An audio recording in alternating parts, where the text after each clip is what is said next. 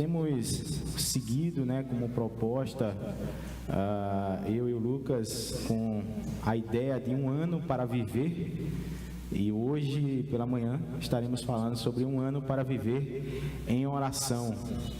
Já falamos um ano para viver pela palavra, um ano para viver em adoração, e agora pela manhã, um ano para viver em oração. Oração que é o tema mais fundamental, né? O tema basilar da nossa vida enquanto cristãos, e é nesse tema que eu quero me deter e refletir um pouco com você nesta manhã. Tenho alguns minutinhos ali, tenho até um pouquinho a mais do que o normal, e eu esperava isso porque a mensagem ficou um pouquinho cumprida, e o tempo vai concordar comigo hoje que a gente vai conseguir pregar tudo. Então eu vou pedir para os irmãos ficarem de pé. É uma leitura curta e muito conhecida também, que se encontra no Evangelho de Jesus, segundo Mateus, capítulo 7, versículos 7 e 8. Versículos 7 e 8 do Evangelho de Jesus, segundo São Mateus. Que diz assim, versículo 7: peçam e lhes será dado, busquem e acharão, batam e a porta será aberta para vocês. Pois todo o que pede, recebe, o que busca, encontra, e a quem bate, a porta será aberta. Vamos orar. Senhor, te agradecemos mais uma vez por esta oportunidade de levar a tua mensagem aos corações de cada um dos irmãos que estão aqui presencialmente e que nos assistem também esta manhã e que assistirão posteriormente também, Pai. Confiados no teu amor e no teu Santo Espírito que entregará essa mensagem ao coração de cada um, nós assim desejamos pregar essa mensagem no poder do Espírito Santo, para a glória do Deus Pai e Deus Filho. Amém. Amém. Pode se assentar.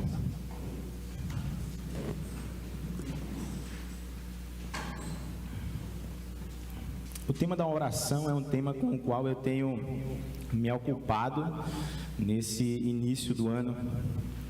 É um tema com o qual eu tenho procurado refletir, tenho procurado viver, né? Além da reflexão, viver, aprender cada vez mais, e tenho me debruçado na palavra em busca do conhecimento para poder viver essa vida de oração conforme a vontade de Jesus. E das últimas mensagens que eu trouxe à igreja, 2 delas já falavam sobre a oração. A oração que revela o coração e a oração de Neemias, né? Ambas foram nas quartas-feiras no culto de oração. E hoje, então, eu quero dar continuidade nessa ideia que eu tenho procurado construir, que eu tenho procurado desenvolver, falando sobre esse ano para viver em oração. E quando eu penso em oração, quando eu penso nesse tema tão rico e tão profundo, tão caro à nossa fé, eu penso também em alguns problemas que podem impedir a nossa vida de oração. E na quarta-feira passada eu comecei a comentar sobre um pouco desse problema a partir da perspectiva da conectividade, né? Nós estamos e vivemos num tempo de imensa conexão através das redes sociais, através dos vários círculos que podemos formar, mas de alguma maneira estamos desconectados uns dos outros também. E eu quero continuar refletindo dentro desse pensamento e apontar um problema mais profundo, embora seja um paradoxo. Vocês vão entender. Há uma frase que eu aprendi há alguns anos num livro que foi lançado em 1978. E essa frase dizia assim: o mal do nosso tempo é a superficialidade. Repito, o mal do nosso tempo é a superficialidade. É uma frase que foi dita há quase 50 anos. E quando eu penso nessa, será que esse problema ainda não permanece tão atual? Embora nessa década de 70 não tivesse tantos avanços em termos de comunicação. Na verdade já existiam, né? Mas como nós temos hoje, não. Então, passados esse tempo, me parece que o problema da superficialidade, ele permanece, e ele caminha numa passada larga, e ele está desconstruindo algo muito importante para nós, que é o nosso tempo. Por quê? Quando nós lidamos com aquilo que é superficial, com aquilo que é passageiro, a gente não percebe o tempo. O tempo fica oculto dentro da ideia da superficialidade. Eu não preciso me preocupar com o tempo. Vai ser tão rápido que eu não vou dar o valor devido àquilo. Então, vocês vão entender. Quando, por exemplo, a gente comenta assim que os aparelhos domésticos, né, os eletrodomésticos, antigamente eles eram melhores. Eles eram feitos para quê? Para durar a vida inteira. E hoje em dia? Eles são feitos para acabar após a garantia. Acabou a garantia, quebra.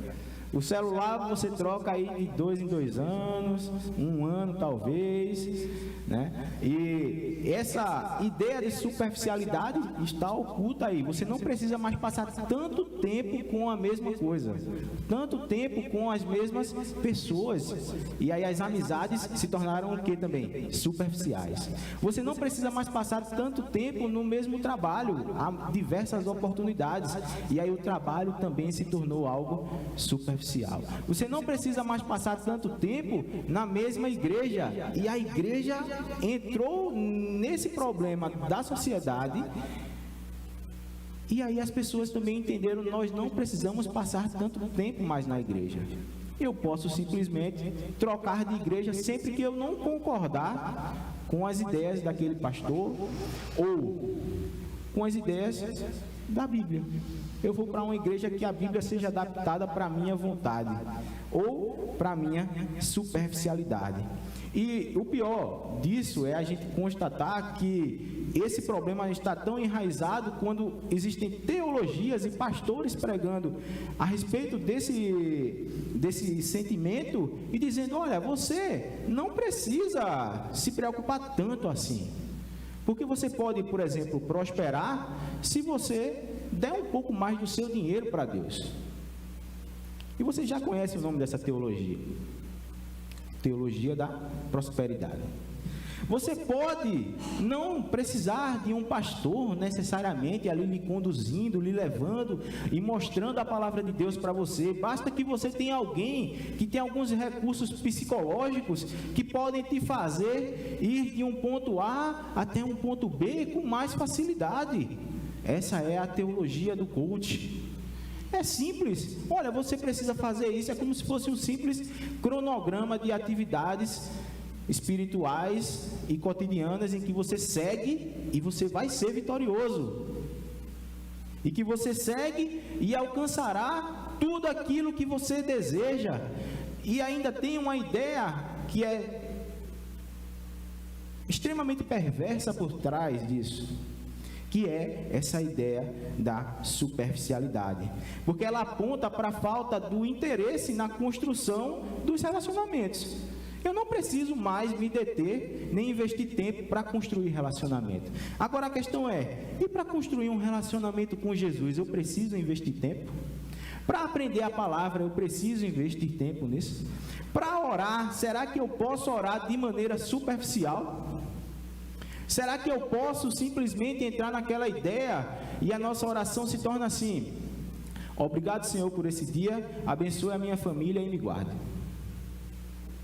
Essa é a oração trivial do ser humano. E a proposta dessa oração em si, ela não está errada. Mas quando nós só temos essa oração porque a nossa vida é baseada na superficialidade, ela se torna errada. Ela se torna incoerente, ela se torna superficial, ela se torna muito pequena diante das nossas necessidades. Mas eu preciso concluir essa questão do problema, apontando também que nós, biblicamente, temos uma resposta para isso. Temos uma resposta teórica e uma resposta prática para isso. Ou seja, as palavras de Jesus, nos versículos que lemos, apontam para essa resposta.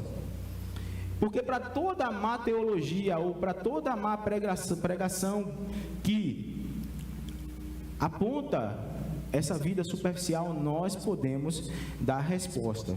E eu me baseio também nessa mensagem de hoje num livro chamado Cultivando o Diálogo Eterno, do pastor americano chamado Hayden Wilson Tozer, mais conhecido como A.W. Tozer. E ele diz o seguinte: todo cristão é definido por sua vida de oração. E se não estamos vivendo em oração, então não estamos experimentando a vida que Deus tem para nós. Todo cristão é definido por sua vida de oração. E Jesus mostrou isso em muitos exemplos. Quando ele foi chamar os discípulos, ele se deteve em oração.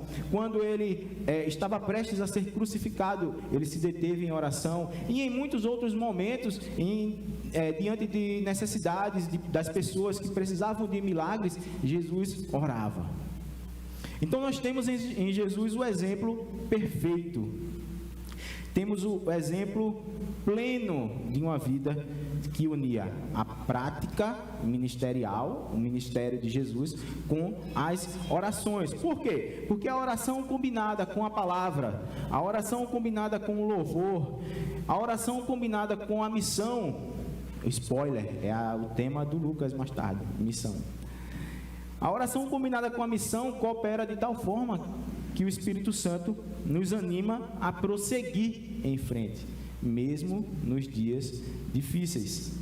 Então, além disso, o texto que nós lemos, ele está dentro da temática do Sermão do Monte, que é o famoso sermão de Jesus no início, do seu ministério, e que aponta, na verdade, para esse estilo de vida ao qual os discípulos deveriam seguir e ao qual também nós, nesse tempo, podemos olhar e devemos seguir. Nós podemos conhecer e se aprofundar nesse modelo de vida que encoraja a uma revisão dos nossos pensamentos sobre a ira, sobre o perdão, sobre o ódio, sobre a vingança, sobre o amor. E apresenta para nós esse estilo de vida baseado na pessoa de Cristo. Então, eu quero pensar nesse tema da oração a partir de 3 princípios que eu percebo aqui no texto.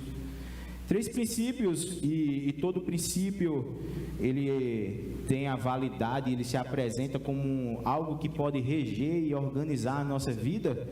Então eu percebo 3 princípios aqui nesse texto. É o princípio do reconhecimento, o princípio da continuidade e o princípio do descanso.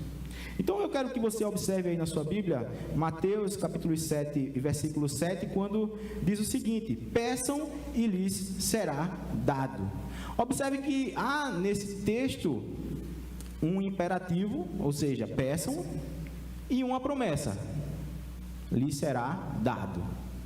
Peçam e lhes será dado. E pedir é algo inerente ao ser humano. Se você está vivo, você precisa pedir algo para se comunicar, algo para comer, algo para vestir. Você precisa pedir, você precisa estabelecer relações. E é interessante que, pensando nisso, eu comecei a refletir, por exemplo, sobre os bebezinhos. O bebezinho da Camila, o bebezinho da Raíssa ali também. Quando eles ainda não falam, como é que o bebezinho pede alguma coisa? Ele chora, né? O bebezinho chora. Quando passa um pouquinho mais de tempo, que ele começa a crescer mais um pouco, ele começa a apontar. Ele não sabe ainda falar, mas ele começa a querer falar alguma coisa, mas ele fica apontando. Depois ele começa a falar algumas palavras e estabelecer um sentido ali, a partir do que ele está ouvindo, e ele então começa a falar. Eu quero isso. Ele não sabe bem o que ele quer, porque ele não sabe o que significa. Então, às vezes, as crianças falam algumas coisas e pedem algumas coisas que a gente não pode dar. Mas, em relação a nós, quando já estamos adultos, por exemplo, o nosso pedido agora se torna racional. eu já entendo o significado, eu já sei o sentido de algumas palavras, então o meu pedido se torna racional, e por se tornar racional, eu agora tenho um problema para resolver, porque o meu pedido vai ficar condicionado à palavra que eu consiga falar. Se eu não conseguir falar, eu não consigo pedir. E podemos perceber isso, por exemplo, nas pessoas que não conseguem pedir ajuda, mesmo quando estão num sofrimento terrível na vida, e elas não conseguem expressar aquele sofrimento em palavras. Elas não conseguem expressar aquela dor. Aplicando isso à nossa vida espiritual, à nossa fé, aplicando isso à nossa vida enquanto cristãos, nós muitas vezes não conseguimos orar,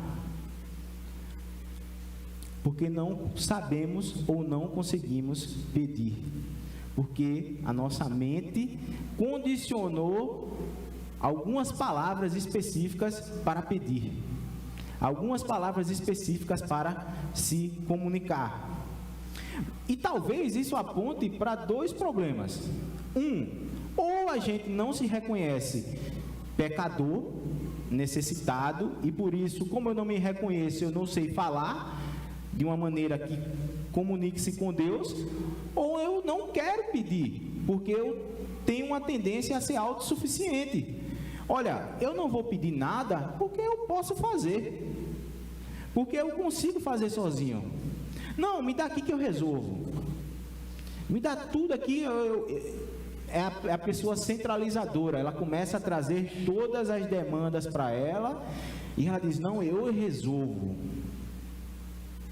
Eu resolvo.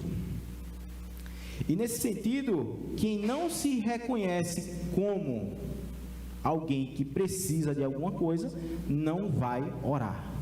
Ele não vai pedir, porque ele não reconhece que precisa pedir. Ele não reconhece que tem necessidades. Ele não reconhece que o mais importante no quesito da oração não são a construção das palavras, nem o sentido da frase da sua oração, mas é o seu coração na oração. Então, a ordem de Jesus é: peçam. É um imperativo, gente. E temos aprendido, e já sabemos, de certa forma, que diante de Jesus nós precisamos ser obedientes. Então, quando Jesus diz para a gente, peçam, nós precisamos pedir. Pedir até para aprender a orar. Os discípulos pediram isso. Senhor, nos ensine a orar. Não é feio pedir para aprender. Eu aprendi isso com o meu supervisor da empresa que eu estou agora, né? Eu comecei a fazer 1 milhão de perguntas para ele. Eu disse: essa máquina, e essa questão aqui, esse problema da elétrica. E eu começava todo dia a fazer umas 25 perguntas para ele. 25, bem específico. Eu fazia várias perguntas para ele. E teve um dia que eu já estava com vergonha de tanto perguntar. Ele disse: não se preocupe não. Enquanto você estiver perguntando, você vai estar aprendendo.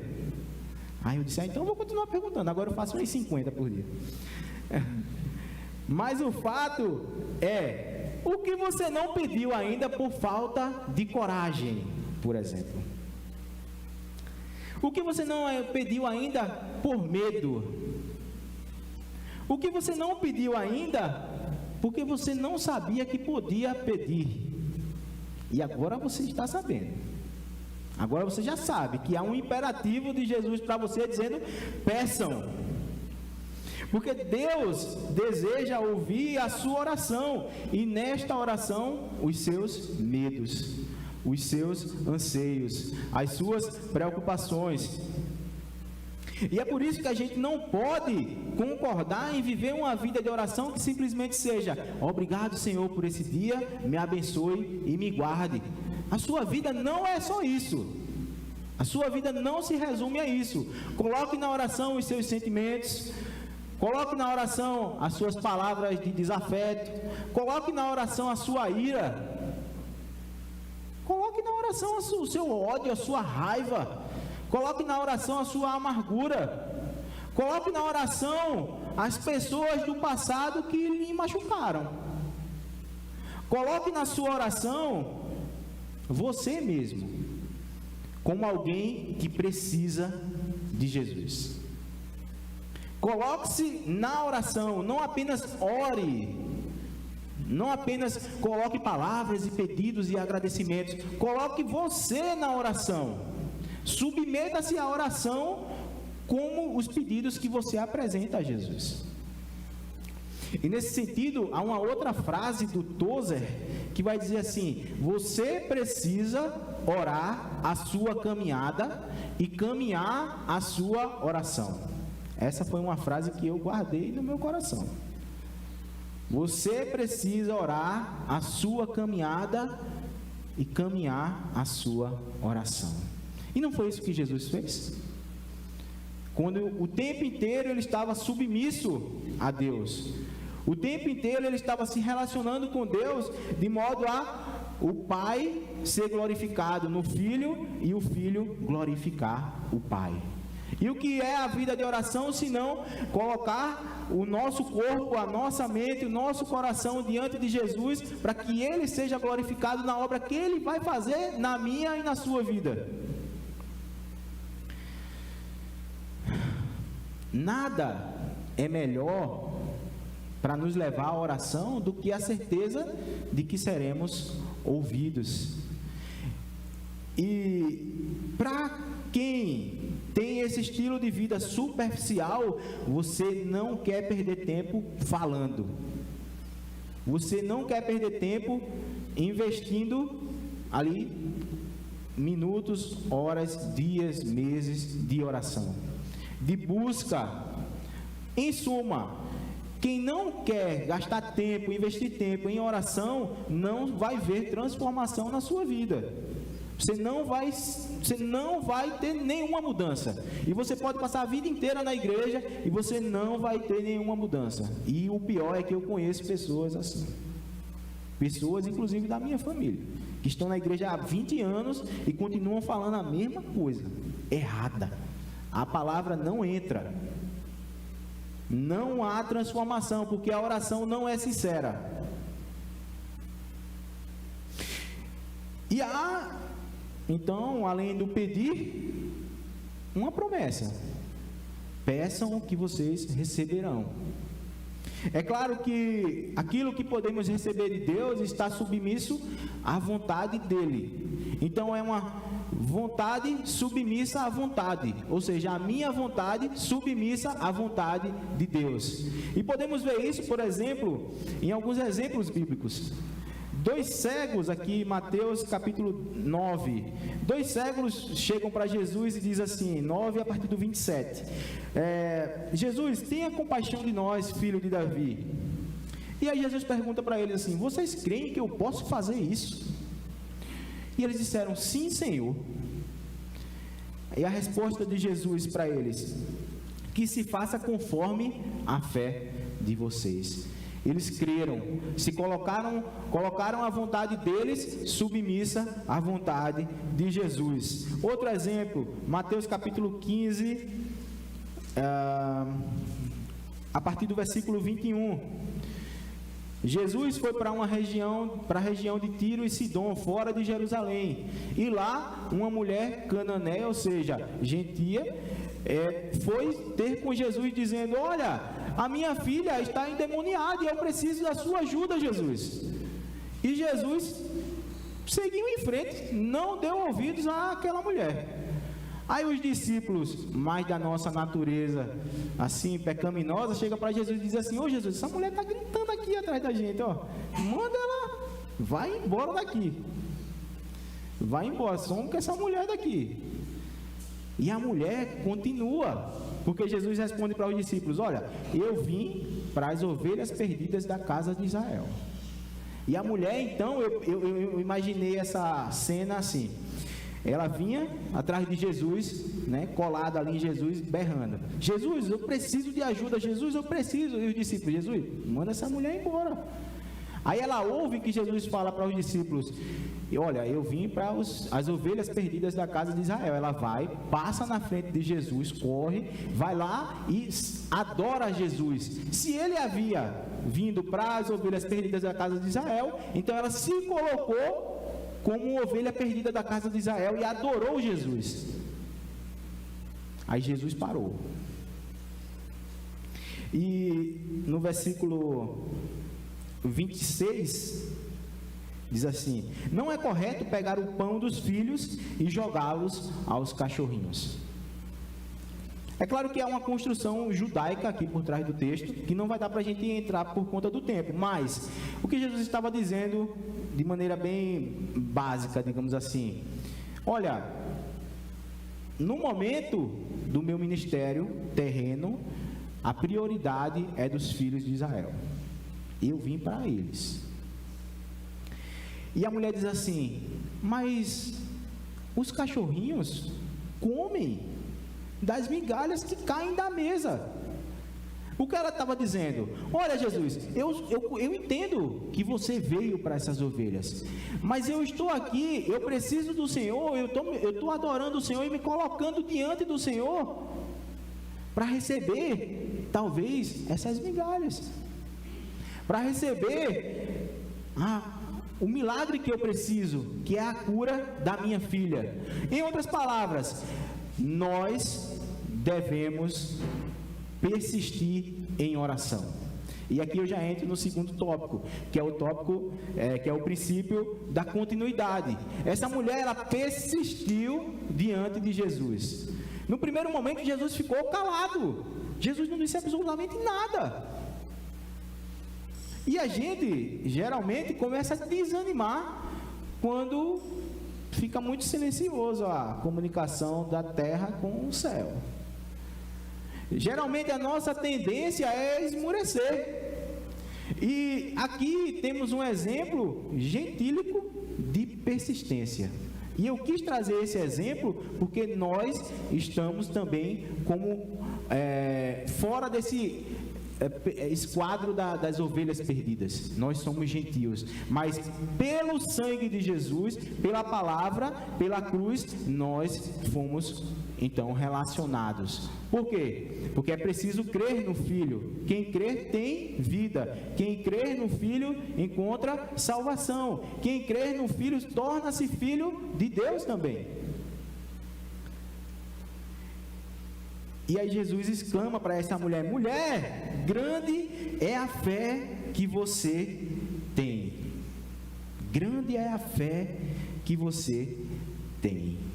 Ou seja, Jesus nos ensina que o caminho da oração, ele não deve ser trilhado apenas um dia, ou um momento do dia, ou apenas uma vez por semana, ou uma vez por mês, ou uma vez por ano, ou talvez uma vez na vida, como é o costume de muitas pessoas, que só vão na igreja em momentos específicos, e talvez só vai ter uma oportunidade de ouvir. Mas a oração precisa ser algo decisivo na sua vida nesse ano de 2024. Então, eu quero desafiar você a assumir um compromisso de oração pela sua vida em primeiro lugar, com o objetivo de Deus ser glorificado através da sua vida, com o objetivo de você tornar-se alguém marcado pela oração, ser transformado por meio da oração, ser motivado por meio da oração. E isso é fruto da persistência, porque já é comprovado que a boa vontade fará você começar, mas é a disciplina que vem por meio da persistência que fará você continuar. Então você não será ou não terá uma vida de oração simplesmente porque você vai sair daqui dizendo hoje: olha, eu aprendi que eu posso orar, que eu posso pedir, que eu posso receber promessas de Deus se eu colocar a minha vontade submissa dele. Mas é preciso persistir. Há mais de 300 dias pela frente para você ainda caminhar durante esse ano, e você precisará persistir. Então eu quero desafiar você nesse segundo princípio, que é o princípio da continuidade, a permanecer, a persistir. Jesus diz para nós: se vocês permanecerem em mim, eu permaneço em vós. Persistência. É muito fácil desistir, e esse é outro problema da superficialidade. Eu simplesmente posso desistir se eu não concordar, se eu não quiser. E a vida de oração não é assim. Porque às vezes há respostas que vêm dentro do contexto da nossa necessidade naquele momento, há respostas que vêm naquela semana, no mês, no ano, e às vezes mais de anos. Muito mais que anos. E por vezes também você não verá a resposta da sua oração. E esse é o grande mistério pelo qual devemos prosseguir. Porque quando você busca a Deus, quando você permanece buscando a Deus, de fato, o que você deseja de Deus? Qual é o desejo que você tem diante de Deus ao colocar a sua oração? E é interessante que se você buscar a vontade de Deus, você vai encontrar a vontade de Deus. Se você buscar as promessas, você encontrará as promessas. Se você buscar a salvação, você encontrará a salvação. Se buscar o caminho da eternidade, encontrará este caminho também. Porque quando buscamos a Deus, a sua resposta para nós é: ouçam o Filho. Ou seja, olhem para Cristo e vocês encontrarão a mim. E nós precisamos persistir. Mais do que começar, mais do que pedir, precisamos persistir. E aquilo que a gente pedir, precisamos entender qual é a resposta de Deus. E aqui eu passo para o terceiro princípio, que é o princípio do descanso, que é: batam e a porta será aberta para vocês. Aqui eu compreendo que esse tema da oração, que está sendo trabalhado por Jesus aqui no capítulo 7, ele já havia sido trabalhado também um pouco antes, no capítulo 6, quando Jesus ensina a respeito da oração. E na ocasião do capítulo 6, versículo 6 de Mateus, Jesus fala: olha, quando você for orar, entre no seu quarto, ore em secreto, e teu pai que vê em secreto vai responder a sua oração. E agora Jesus está falando para a gente assim: olha, porque quando você ora em secreto, a porta do reino dos céus é aberta para você. Bata e a porta será aberta. Então, podemos e temos certeza de que, se eu orar, persistir na oração, a porta do reino será aberta para nós. Isso significa o quê? Significa que você passará a se relacionar com Deus de maneira saudável, de maneira construtiva, de maneira eficaz. Não será mais apenas essa oração diária que muitas vezes fazemos. Obrigado, Senhor, por esse dia, me abençoe e me guarde. Porque o problema é a superficialidade dessa oração. E é interessante que quando Jesus fala: entra no teu quarto, no grego, essa ideia de quarto não é a ideia que a gente conhece no nosso tempo. O quarto que Jesus se referia era um espaço que ficava um pouco deslocado da casa, tá? Às vezes no subterrâneo, às vezes um pouco atrás, e que era um lugar de guardar as coisas velhas, os cacarecos que a gente vai carregando aí durante a vida, né? Era o quarto da bagunça, era o quartinho da bagunça. Então, o que simbolicamente se representa para nós? Que quando nós vamos orar, nós entramos na bagunça do nosso coração. Entramos e queremos, por meio da oração, apresentar a Jesus essa bagunça e pedir apoio dele para nos ajudar a colocar em ordem as coisas da nossa vida, as nossas emoções, o temperamento, tudo que pode ser transformado será transformado por meio da oração. Então você entra nesse quartinho da bagunça da vida, da bagunça financeira, a bagunça do casamento, da criação dos filhos, enfim, dos projetos de vida, do medo do futuro, e pede a Deus para te ajudar a organizar isso. E a resposta é para nós, porque se você bater, a porta será aberta. E quando a porta é aberta, nós podemos descansar. Por isso, princípio do descanso. Ele abre as portas do reino de Deus a fim de nos colocar diante da vontade de Deus para a nossa vida. Porque nós temos um problema muito sério, também ligado à superficialidade, que se nós não entendemos o propósito da nossa vida, nós não conseguimos viver de maneira plena. Então é por meio da oração que podemos compreender quais são os propósitos, o propósito de Deus para a nossa vida. Pode ser um, pode ser vários, enfim, cada tempo Deus vai apresentando aquilo que Ele já fez por nós desde a fundação do mundo. Mas ainda assim você pode dizer para mim: mas Rafael, eu não sei orar. E aí, o que é que eu faço?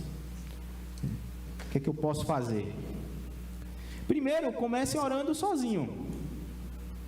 Para a gente, também é difícil orar publicamente. Imagine a responsabilidade de às vezes sair uma palavra que não deveria sair, de às vezes sair uma ideia que a gente pensou de um jeito e ela surgiu de outro. Então comece orando sozinho, seguindo o princípio de Jesus. Vá ao seu quarto e ore.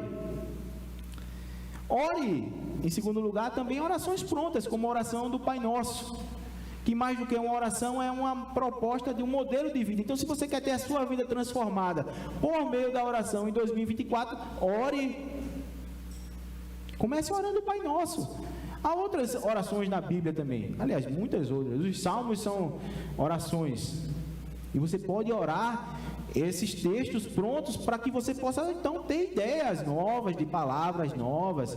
Aprenda também, em terceiro lugar, que há uma estrutura de oração. Você começa reconhecendo a soberania de Deus. Obrigado, Senhor, porque o Senhor é o Criador de todas as coisas, como foi a oração de Neemias, né? Obrigado, Deus dos céus.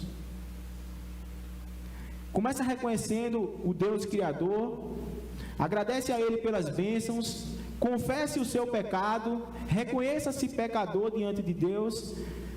Você coloca os seus pedidos de oração e então agradece, porque você já sabe que Deus te dará resposta, que pode ser aí, depende da vontade de Deus. Esteja submisso à vontade de Deus. E uma outra opção, talvez não seja tão comum para o nosso tempo, mas era muito comum nos séculos passados, escrever a oração. Quando você não conseguir de maneira nenhuma, não estou conseguindo falar, mas o meu coração está pesado, está triste, escreva a sua oração. E depois você pode até voltar nela, para, depois de algum tempo, ver o que Deus respondeu a respeito daquela oração. Então, há maneiras de você orar. E então eu quero encorajar você, nessa manhã, a orar, a passar a construir esse estilo de vida baseado na oração, para que você não viva 2024 como talvez você viveu os outros anos que já se passaram, 2023, 2022, e que seja realmente um ano diferente para você, seja realmente um ano marcado pela presença de Deus na sua vida, seja realmente um ano marcado, como nós vamos cantar agora, em fervente oração. Seja um ano marcado pela presença de Deus, por meio da oração. E eu quero, para finalizar, orar com você, para que o Espírito Santo te encoraje. Eu quero clamar ao Espírito Santo que Ele te encoraje nessa manhã a sair daqui com esse desejo de orar, e que você também possa persistir. Senhor, em nome de Jesus, te agradecemos pela palavra, pela mensagem que o Espírito Santo se encarregará de fluir no coração de cada irmão, Pai. E eu intercedo, Pai, pela vida de cada um dos irmãos que nos assiste, que está conosco presente nessa manhã, clamando que o Senhor coloque no coração de cada um deles, Pai, desperta eles para a oração, desperta eles para serem submissos à Tua vontade, para que de alguma forma eles possam experimentar, Pai, a Tua vontade, o Teu propósito na vida deles, que eles possam encontrar sentido nas suas vidas, nas suas histórias, e que essa vida, Senhor, seja transformada por meio da oração, Pai, seja transformada pela presença de Jesus, seja transformada pela presença do Espírito Santo, Pai, e que eles possam te conhecer verdadeiramente por meio da oração. Eu agradeço, Pai, pelo Teu Filho Jesus na cruz. Amém.